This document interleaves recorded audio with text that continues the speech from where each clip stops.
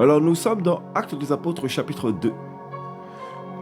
On va parler de l'évangélisation. Pour ceux qui ont vraiment un appel à la Jean-Baptiste pour crier dans les rues, mais qui se sentent encore timides. Il y a un combat dans le monde spirituel, c'est très important de le préciser. Et je vais prendre un passage pour ceci. C'est un message que le Seigneur m'a donné il y a environ 10 ans de cela. Alléluia. Vous allez voir que c'est un combat dans le monde de l'esprit à ce moment-là. Donc, Actes des Apôtres chapitre 2, on va prendre le verset 12 seulement. Ils étaient donc tout étonnés et en perplexité. Pourquoi? Parce qu'ils parlaient tous dans un langage qu'ils connaissaient. Ils ne comprenaient rien en fait. Voilà. Se disant les uns aux autres, parce qu'ils ne savaient pas quoi penser. Qu'est-ce que cela veut dire? Parce qu'ils étaient perplexes en fait. C'était quelque chose de nouveau.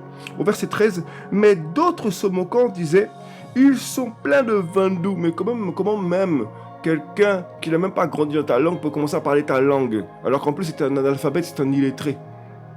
Bref. Donc on voit que là il y a un esprit de moquerie. Pourquoi? Parce que c'était le monde spirituel qui était en train de, voyez, de se manifester. Donc des esprits de démons. Verset 14.